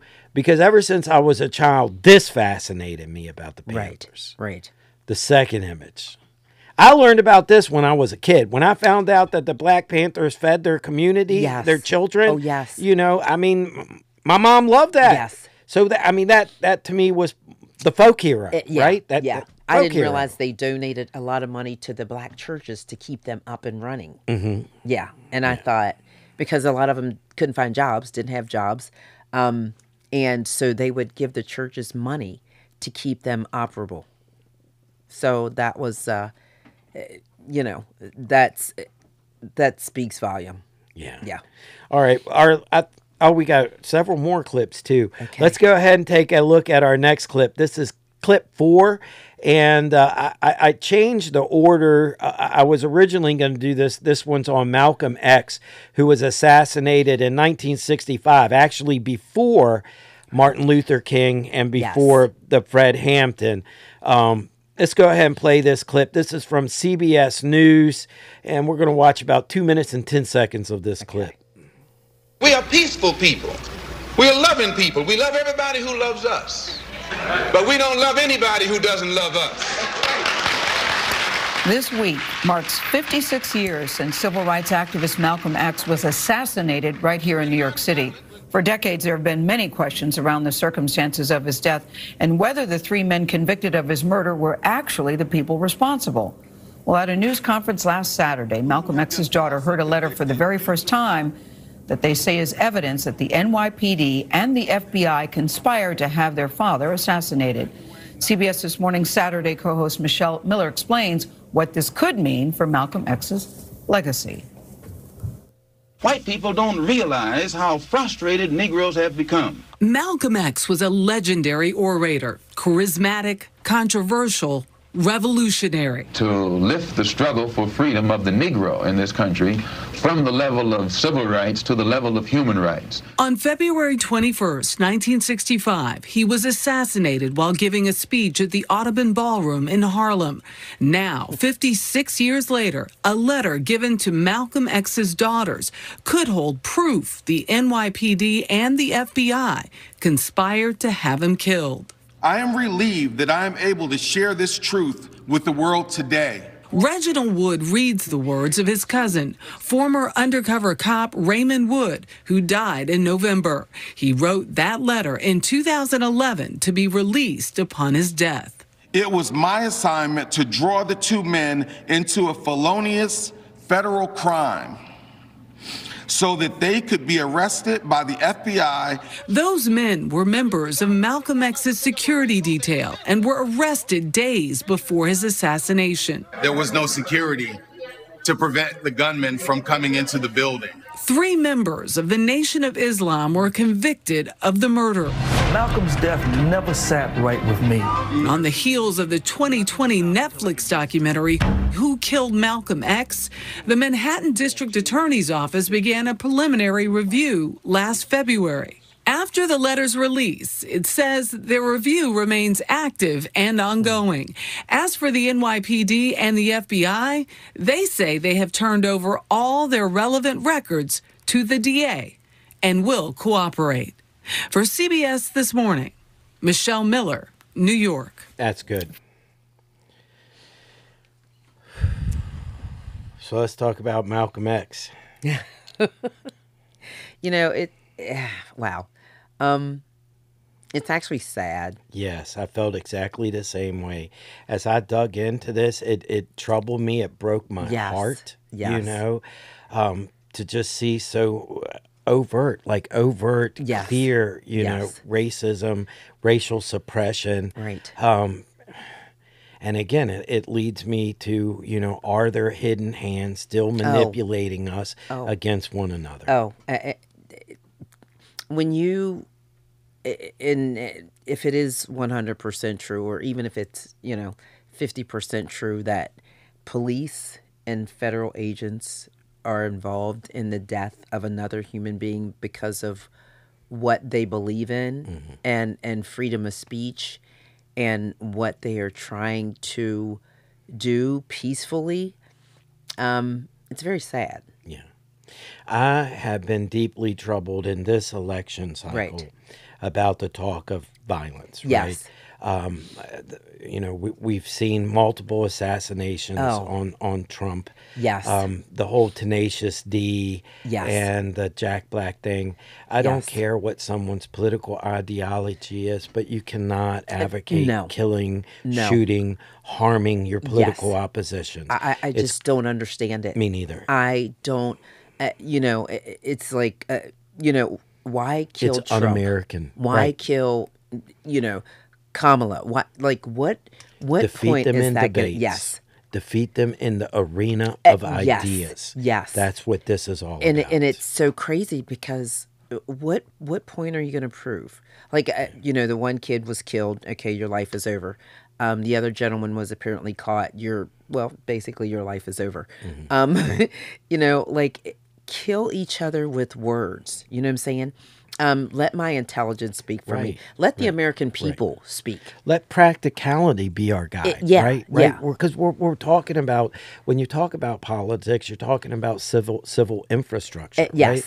So it should benefit all of us, right? Yes. It should benefit all of us. And it should. And honestly, and was it the comedian or somebody who said, you know what, it doesn't matter, because if Kamala or Trump were standing in a room with you, 99% of they wouldn't know who you were. Right. Yeah. They'd thank you for your vote, and that would be it. So to kill anybody, and I don't understand why, though. Like, I don't understand, why were you trying to shoot and kill him? What was the... Is he that much of a threat That's to when you, right? Like, you still have to wake up. You still have to pay your bills. Right. Your life's going to go on. Right. And killing him would have done what exactly? Right. Yeah. So can we take a look at that one, the still image? I picked this one with Malcolm X, with Muhammad Ali. I love Muhammad. Yeah, and the documentary. There's a documentary from the 90s called When We Were Kings, about the fight with him and George Foreman. Was it? Yeah, yes, George Foreman. George Foreman. Yes, it was. And it's an incredible documentary. I've and not just seen it, but I need to. Won Best Academy that year. Yes. For Best Documentary. Yeah. I'm a lifelong fan of we talk about one figure that does so much to change race relations in America, man. He was amazing, wasn't he? Yes. Like he just spoke to people. Yes. He didn't care what color you were you rich or poor. He just spoke to people. Yeah. Like his voice was just, I don't know. Clowning, the famous clowning with him, and was it Costello, the sports announcer? Yes. Yeah. Oh, Yes. and I mean that stuff, that kind of banter. There's nothing like it. There's nothing like it. You nothing can't like get it. that anymore. Yeah. And so it was just, and it was so priceless because he'd be like, I'd punch him and then I'd hit him, and then he goes, and you'd punch him and hit, and it was just classic. That's when you could see a white commentator and a black sports person right there together. Yeah. They stood behind each other. Yeah. Loved each other. There was love when you saw that screen. Yes. Yeah. They didn't care. His Costello's career rose because of his relationship. Here, I got to share this with you too, because I always love this. I've known no greater boxing fan, right, than my grandmother. I have a photograph of my grandmother with the fighter Rocky Marciano and my grandfather. All my life, Grandma loved boxing. I'd go out of my way. I'd sit with her. I'd watch fights. She refused to call Muhammad Ali. She called him Cassius Clay her entire life. And she was upset because he refused to go for the draft. He refused the draft. Yes, he did. He said, I'm not going to fight a war I have nothing to do with. Yeah. And he would not do it. A man of honor and great courage. I know. You know, I loved his words, though, because he'd be in the ring. Me too. And he would just kill people with his words. Yeah. He didn't even have to swing. He'd just start talking to them. And at the end of his life, when you see the video of him with the Parkinson's. Oh, yes. It's sad, you know. But you know, he lived a wonderful life. Yes, he did. A monumental figure. And then his daughter boxed for a little bit, right? Did his daughter? I do believe so. I'm sorry, I'm a woman. I don't want to get beat. No. Punched around. No. We're going to get into our last couple of video clips here. We're going to show, before we wrap up this difficult conversation, we got 2 more clips I want to share with the audience. There is a documentary on Netflix. Let's go ahead and play the trailer for that. Then we're going to play a clip from the actual documentary, and then you and I are going to pick this conversation up and start winding it down. Okay. In the 80s, there was a lifestyle of celebration, and Coke was part of that lifestyle. It was the glitzy drug. When crack came along, it changed everything about the black community, and it changed everything about America. It was like the gold rush. There was people coming from all over to buy this wonder drug. The drug's so powerful, it will make you sell the clothes off your back. The reporting played right into all of these stereotypes and this narrative. But it's like that, and that's the way it is. We must be intolerant of drug use and drug sellers. You got a war on drugs. Is it not a war on the people that are supplying the drugs? Or is it only a war on the victims of the drug war? Just say no. It felt extraordinarily hypocritical. This was happening at a time when the U.S. government was turning a blind eye to cocaine smuggling. Our goal was to defeat communism in Central America. And if that meant drugs got in and the youth of America used them, well, that was the way it was going to be. We knew that they were in on it. We knew that they were dealing on the side. What would you steal? Money and drugs and guns, whatever was there. That was kind of like chemical warfare on black communities. Don't take my mother, please. It's a story that has to be told.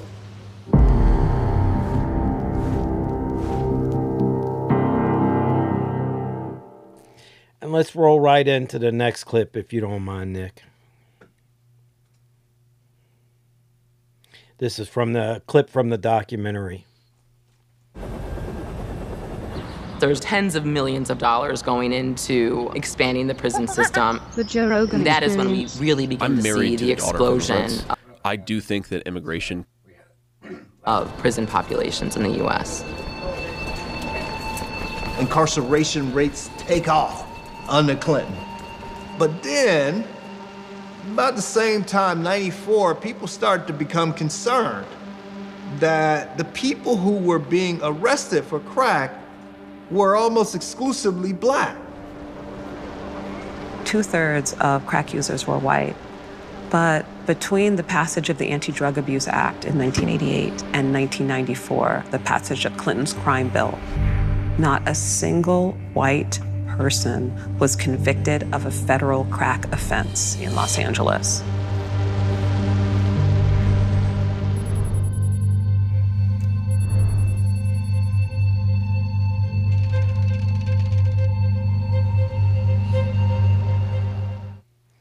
My brother spent most of his life in and out of prison because of crack cocaine. Right. I think he was 17 when he first discovered crack. Right. He ran the streets of Martinsburg whenever he gets out of prison. Yeah. Lived in the homeless shelters, you know, and he's never been able to break the crack addiction. Right. Never. Yeah, it's you know, it's wow. I remember when they first had the crack epidemic, and it was just in Martinsburg. Let's talk about it here in Martinsburg. Remember when they I was here in the 80s. Yeah. I was at Shepherd. They called it the Hill. The Hill. And that's where the mission is right now. Yes. Our friend Earl Hairston writes, do you know Earl Hairston? Yes, yes. Earl's book, Yes. I Saw Your Mother Crying, Yes. chronicles this gosh. period. Oh, But, that's an amazing book. It's another one. If you have not read it, don't have it, go get it. Yeah. That book, I Saw My Mother Cry, was, you know, his entire family was pretty much decimated by crack cocaine. And I wrote the foreword to that book. Did you really? Yeah, my wife and I helped him publish it, but I wrote the foreword to that book. That is awesome. Yeah. That's amazing. Like it was like all of a sudden you couldn't leave your house. I remember my parents saying, "No, you're not going to work, you know, alone." My dad would have to follow me, or one of my brothers, because people came from.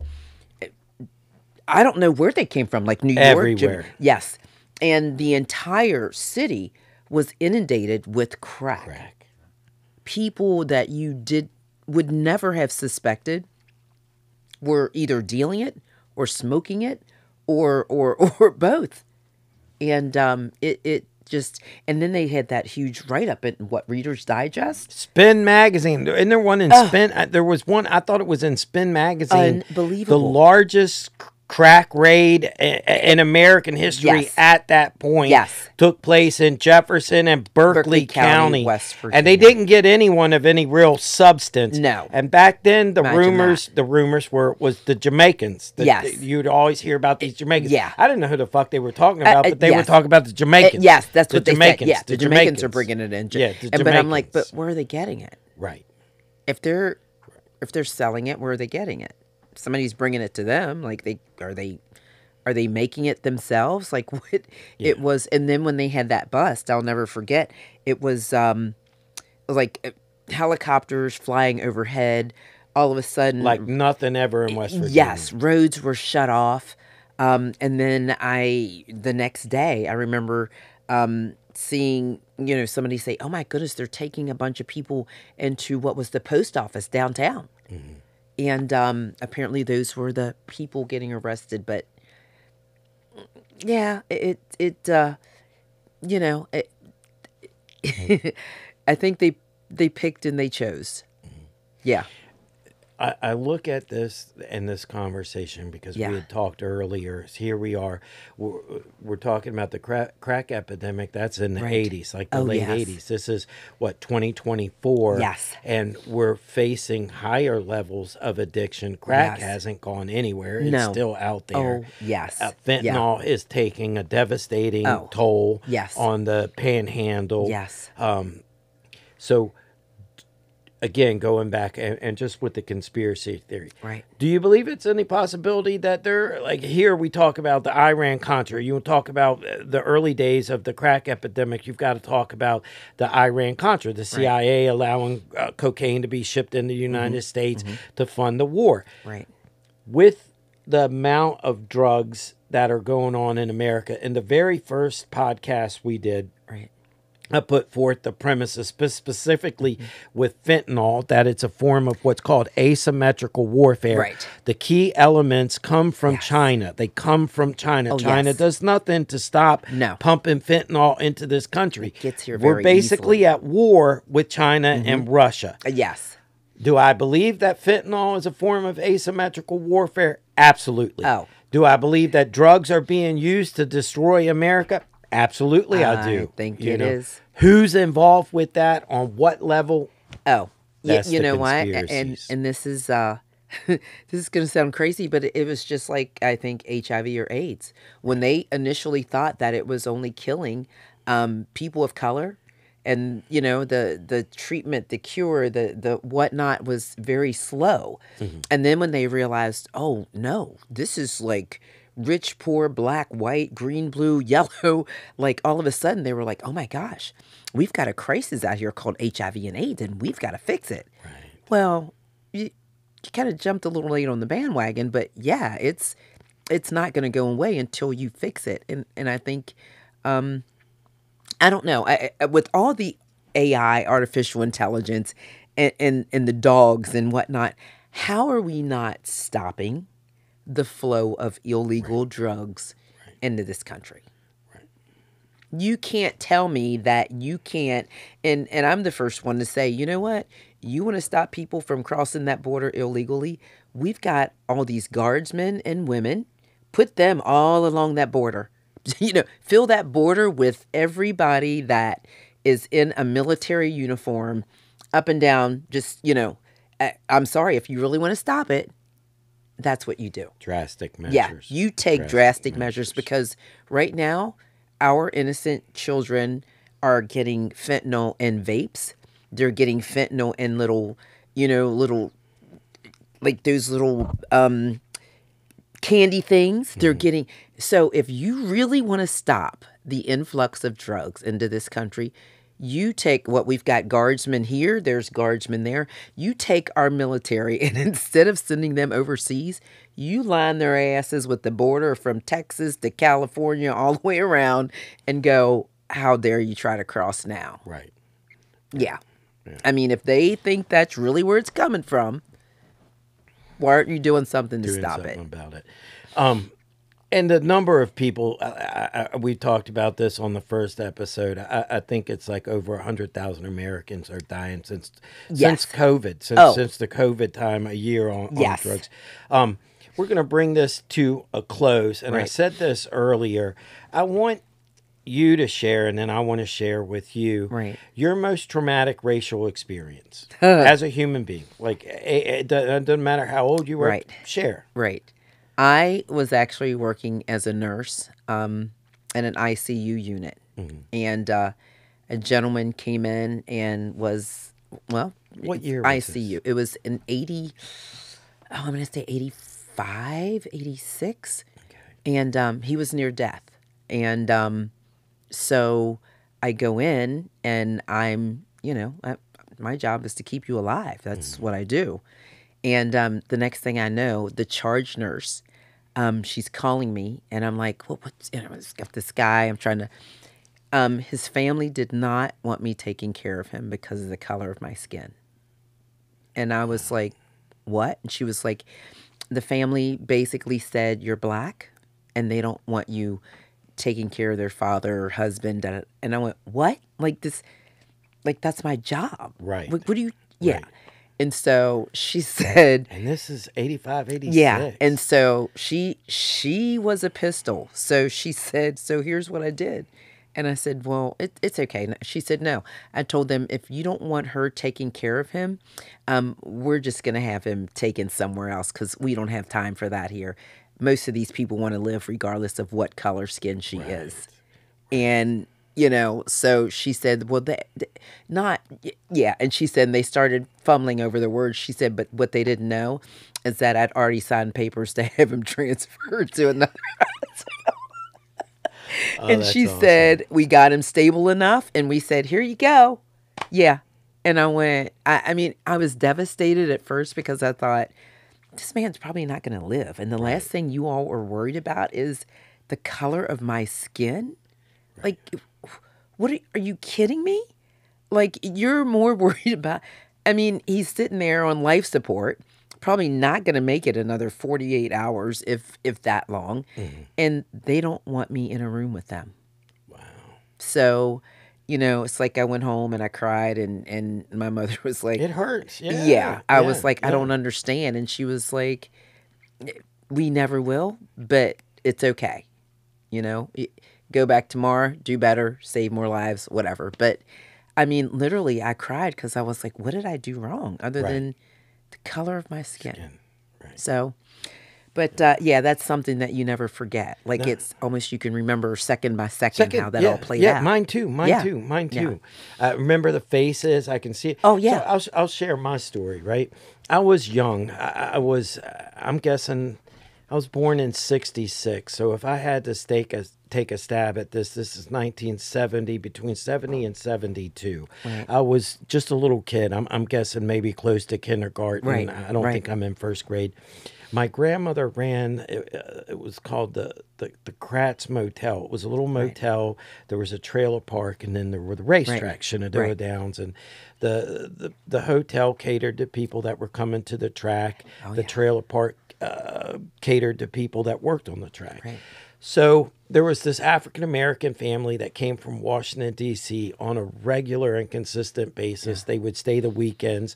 The parents go gamble. They had a son and a daughter. They would bring food to my grandmother. I remember eating possum with them, having possum, because that was a delicacy. It was. Yeah. But they would bring that. You know, they loved my grandmother. They loved the motel, and I loved their kids. Right.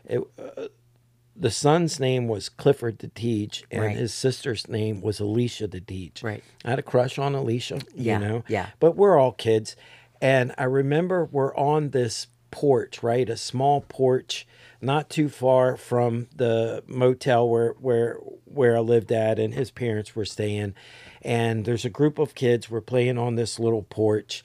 The girl's porch, her name is Tina Bersheli. We're playing on Tina Bersheli's porch. Her mother comes out and takes the door, her trailer door, and slams that door into Clifford DeTeach's face, busting this little kid's face wide open, knocks him off of the porch. And like it was yesterday, I can see this boy screaming and crying with blood running down his face, running home to his parents. And that was when I became conscious that, you know, of what race was. Yeah. Tina went on to marry African-American and produce a lot of African-American kids. So, you know, her mom got some karma for that. I remember. It's always a payback when I see people who are hidden, not so hidden racist. And then you see their children and it's like, wow. It's amazing what grandkids they'll just make you love everybody. Everybody. Yeah. So I hope that as a nation we get beyond this. It troubles me to be having these kind of conversations. Still. But I do believe that this kind of stuff is important for us to look at. This is history. This is American history. Yes. You might not like it, but it's true. Yes. So are we still manipulating? It's distinctly possible. It's not of a stretch of imagination to believe that these programs are still ongoing. Yeah. So. I believe they are. And you know what? I believe that there are certain places and things where people of color will either have to really band together to excel. Because, you know, if you're outnumbered and look at this county. I mean, I hate to say it. You don't see anybody of color in any really prominent positions going, I'm going to fight for you because we're not there. Right. You know? So that's what you have to do. You have to just be a loudmouth like me and go, oh, well, you know? Yeah. I'm not stopping. No, and don't. Madam Future Mayor. Yeah, I hope so. Yeah, absolutely. Yeah. Yvonne, it has been an absolute pleasure having you on the show. If there's loved anything you want to plug before we close?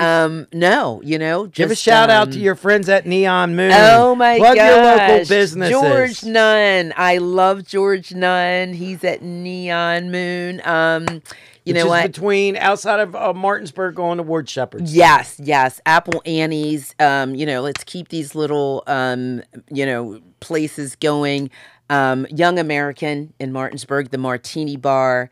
I want that to do well. Of course, there's, Bricks, and then there's Stoney's, and, of course, the Outback, people in there, and Applebee's. We go there after football games, always a blast. But, let's just keep these local small businesses and the new ones up and coming. Let's keep them going. Yeah. I mean, we need some, and, and then the Bulldogs. Martinsburg Bulldogs, and just the local sports teams. And let's find something for these youth to do in this county. You can't get to Poorhouse Farm Park. Honestly, War Memorial Park has one basketball hoop thing, and there's some tennis courts, and they did just put in, some more pickleball courts, which are full again already.